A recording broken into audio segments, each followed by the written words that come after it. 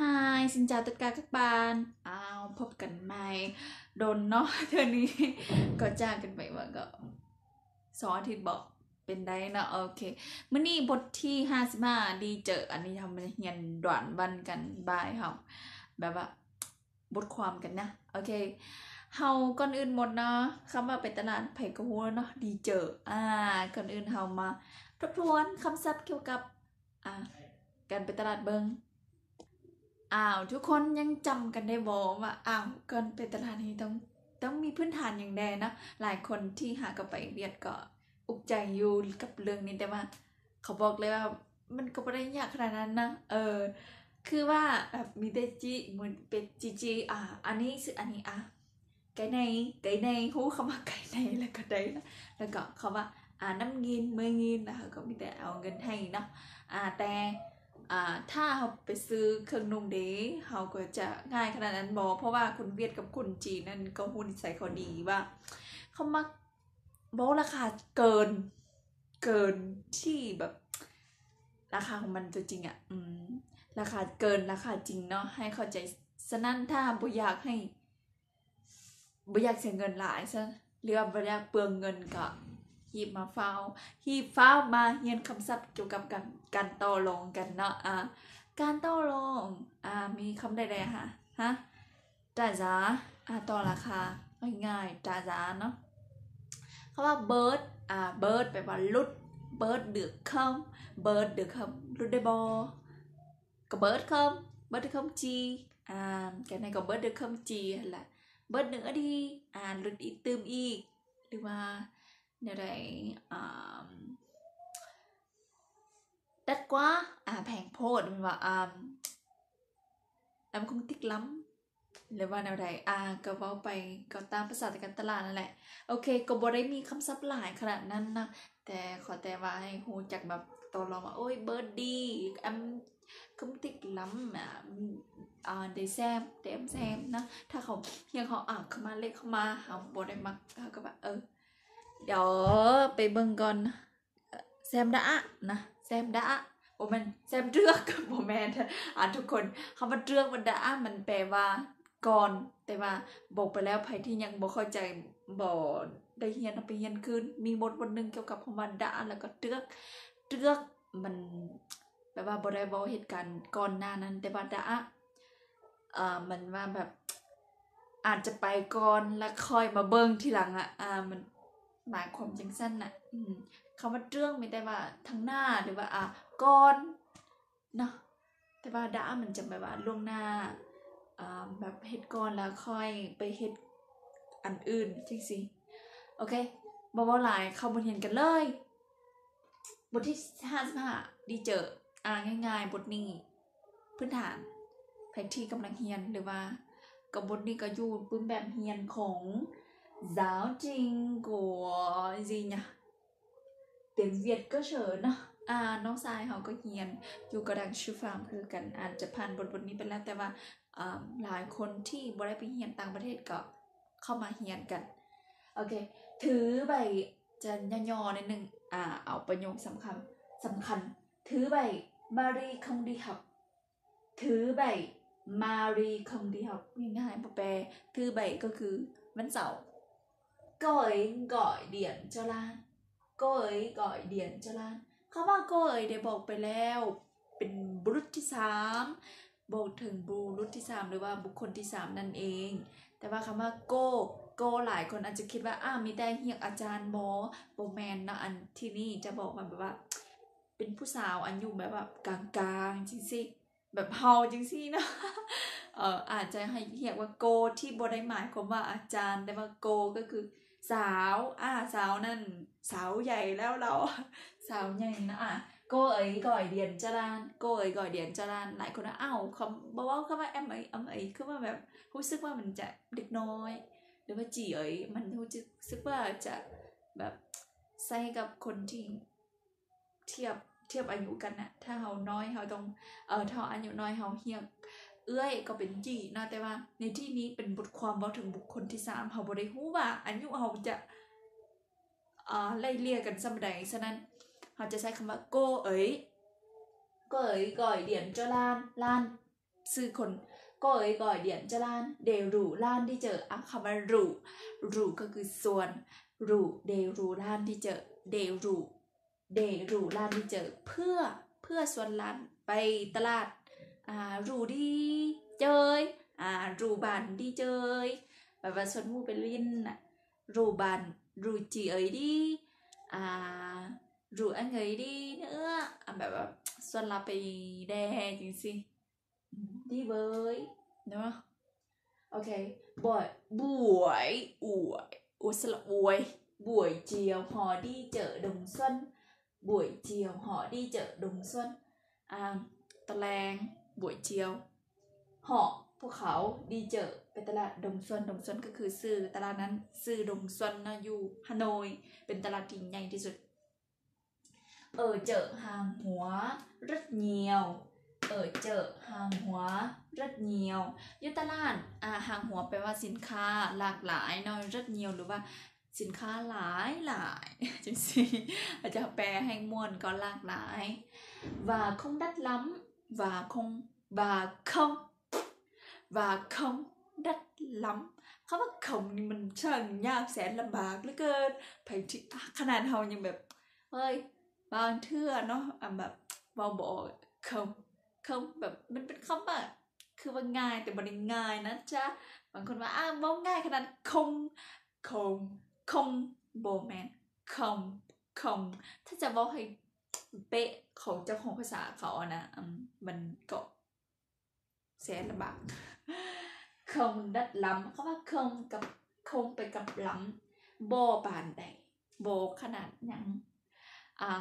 เขามันเอาคำคุณนามมาใส่ทางกลางkhôngอย่างล้ำkhông khỏe lắm không đắt lắm không no lắm không đói lắm không gầy lắmตัดหลายแนวเนาะเอาคำคุณนามมาแทนใส่มันไปว่าโบไม่หยังปานใดโบขนาดนั้นนะอันนี้เรียนไปแล้วไม่ได้อธิบายคืนซื่อLan mặc cả giỏi nên mua thứ gì cũng rẻ. Lan mặc cả giỏi nên mua thứ gì cũng rẻ. Lan mặc cả แปลว่าต่อรองราคาแหละLan mặc cả giỏi nên mua thứ gì cũng rẻ คือร้านแบบต่อราคาเก่งฉะนั้นเราจึงโซคำว่าเน้นโซฉะนั้นเราจึงแบบมั่วยังก็ทึกจังสิบอกไปแล้วถ้าพวกฮู้ต่อรองพวกฮู้ต่อราคานี่คือแบบทุกนำเลยแหละอันของไปซื้ออยู่แต่เวียดแล้วก็จีนนะก็ฮู้นี่ใส่กันอยู่นะร้านมักกะgiỏi nên mua thứ gì cũng rẻร้านเนาะต่อรองเก่งฉะนั้นเราจึงซื้ออย่างก็ทึกMarie muốn mua một bộ quần áo mùa hè Marieอยากซื้อชุดหนึ่งชุดซัมเมอร์จะฉะนั้นนะชุดซัมเมอร์ชุดหนึ่งโบเป็นว่าชุดคือคำว่าโบนี่ก็แปลได้หลายแนวคือกันคือว่าโบฟิล์มก็คือบริแปลว่าหนังชุดหนังนะมันแปลว่าฟิล์มโบxem đã xem một phim bộ phim này มันจะไปว่าหนังเรื่องนี้มันเป็นเรื่องมันเป็นโอ้ยบ่ฮู้จะอธิบายก็เดี๋ยวยินไปฮู้จักค่อยฮู้จักกันแหละเนาะเว้าหลายก็งงตัวเองMarie muốn mua một bộ quần áo mùa hè cô ấy hỏi người bán hàngง่ายๆอยู่แล้วแล้วถามคนขายเนาะแต่ว่าเราทำแม่ค้า bao nhiêu tiền một bộ bao nhiêu tiền một bộ cái này thì dễ anh ấyต้องถามอยู่แล้วchị cái này bao nhiêu tiền một bộ quần áo này hả là cái này bao nhiêuโดนแล้วบ่ได้เว้าเนาะโอ้คือมันลิ้นมันแข็งสิว่าสุดนี้ bao nhiêu tiền một bộ เนาะ cái này bao nhiêu tiền một bộ คือมันนี่จะมือไม่ได้นึงเบิ่งตัวเองบ่เต็มbao nhiêu tiền một bộ แบบชุดหนึ่งเท่าไหร่เนาะชุดหนึ่งเท่าไหร่ถ้าจะไปทำตัวเท่าไห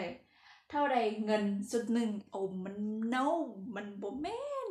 ชุดหนึ่งเท่าไหร่ก็แปลเข้าแต่ว่าภาษาเวียดจะว่าหมดโบ bao nhiêu tiềnหมดโบ bao nhiêu หัวหน้า bao nhiêu tiền một bộ แต่ว่าเขาจะมักใช้ว่า bao nhiêu tiền một bộ มันจะของปากกว่า แต่ว่าทางเขาจะว่าชุดหนึ่งเท่าไหร่นะราคาชุดหนึ่งราคาเท่าไหร่นะเขาจะบอก ok chị ấy nói 90.000 chị ấy nói 90.000 เป็นอย่างเขาต้องใส่จีเขาบอกใส่โกคือกันล่ะเพราะว่าที่นี่ความหมายในบทเรื่องนี้อาจจะผู้ขายอายุหลายกว่าผู้ไปซื้อโกนี่มารีนี่ฉะนั้นเขาจะบอกว่าchị ấy nói 90.000 chị ấy nói 90.000 เอ้ยเราว่า90,000นะ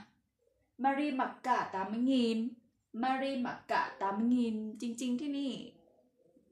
ความจริงเนาะ ภาษาไทยความจริงในที่นี้นะเขาจะบอกว่าตาซาก็ได้แต่ว่าตาซามันจะเป็นภาษาตลาดกว่านะในบทนี้เขาจะใช้ภาษาทางการก็คือว่ามักกะมารีมักกะ80.000คือมารีต่อราคามา 80.000 หรือว่ามารีต่อรอง 80.000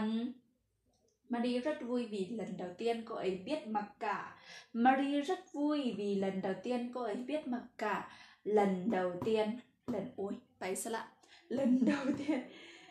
đầu tiên ครั้งทำอิฐเทื่อทำอิฐนะมารีดีใจหลายที่เป็นครั้งทำอิฐหรือว่าที่เป็นเทื่อทำอิฐที่ต่อราคาได้นะ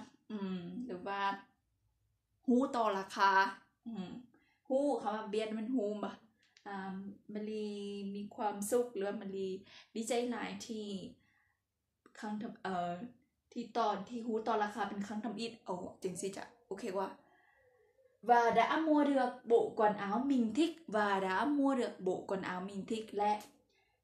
ซื้อได้เครื่องนุ่งสุดที่ลาวมักซื้อได้สุดที่ลาวมักจริงสิก็ได้ละบ่จำเป็นต้องขนาดนั้นโอเคก็ขออ่านรวดเดียวนะแล้วก็แปลตามโอเคเราเข้าไปเลยไผที่แบบโอเคอยากฝึกอ่านก็ค้างวิดีโอไว้หรือว่าอาจจะจดก่อนเสร็จปื้มแล้วค่อยอ่านเรียนอ่านก่อนแล้วจึงมาฟังว่าโอเคอ่านถึงเลยแล้วหรือยังหรือว่าอ่านคอร์ดหรือว่าผิดพลาดตรงไหนนะโอเคอ่านกันbài 55 đi chợ Đà Lạt. Thứ bảy Marie không đi học, cô ấy gọi điện cho Lan để rủ Lan đi chợ. Thứ bảy Marie không đi học, cô ấy gọi điện cho Lan để rủ Lan đi chợ. Buổi chiều họ đi chợ Đồng Xuân. Ở chợ hàng hóa rất nhiều và không đắt lắm. Lan mặc cả giỏi nên mua thứ gì cũng rẻ.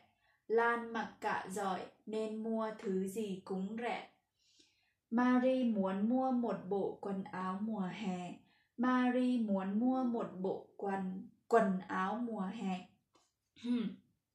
Cô ấy hỏi người bán hàng bao nhiêu tiền một bộ. Chị ấy nói 90.000. Chị ấyคำว่าเอ๋ยโมเมนต์เอ๋ยมันจะว่าเอ๋ยยาวยิบนะไม่ต้องเห็นปะเอ๋ยchị ấy nói 90.000. Marie mặc cả 80.000. Marie rất vui vì lần đầu tiên cô ấy biết mặc cả và đã mua được bộ quần áo mình thích. คือว่าแปลไปแล้วเนาะอาจจะบ่แปลคืนแต่ว่าขออ่านรวดเดียวบ่อ่านซ้ำโอเคเดี๋ยวง่วงนอนละbuồn ngủ rồi sắp đi ngủ chuẩn bị đi ngủ thôi. Thứ bảy Marie không đi học, cô ấy gọi điện cho Lan để rủ Lan đi chợ. ขอโทษขออ่านอีกทีนึง Thứ bảy จะบ่สีละ Thứ bảy Marie không đi โอ้ยเหี้ย Thứ bảy Marie không đi học, cô ấy gọi điện cho Lan để rủ Lan đi chợ. Buổi chiều họ đi chợ Đồng Xuân. Ở chợ hàng hóa rất nhiều và không đắt lắm. Lan mặc cả giỏi nên mua thứ gì cũng rẻ. Marie muốn mua một bộ quần áo mùa hè. Cô ấy hỏi người bán hàng bao nhiêu tiền một bộ. Chị ấy nói 90.000. Marie mặc cả 80.000. Marie rất vui vì lần đầu tiên cô ấy biết mặc cả và đã mua được bộ quần áo mình thích. Anh ấy cáiลืมเขียนไปคือว่า người bán hàng đồng ý bán. Người bán hàng đồng ý bán นะ คือว่าคนขายน่ะตอบตกลงซื้อตกลงขายนะโอเคก็บทเรียนมาสักนี้ก็สิ้นสุดนะเดี๋ยวเรามาพบกันในวิดีโอหน้าบ๊ายบาย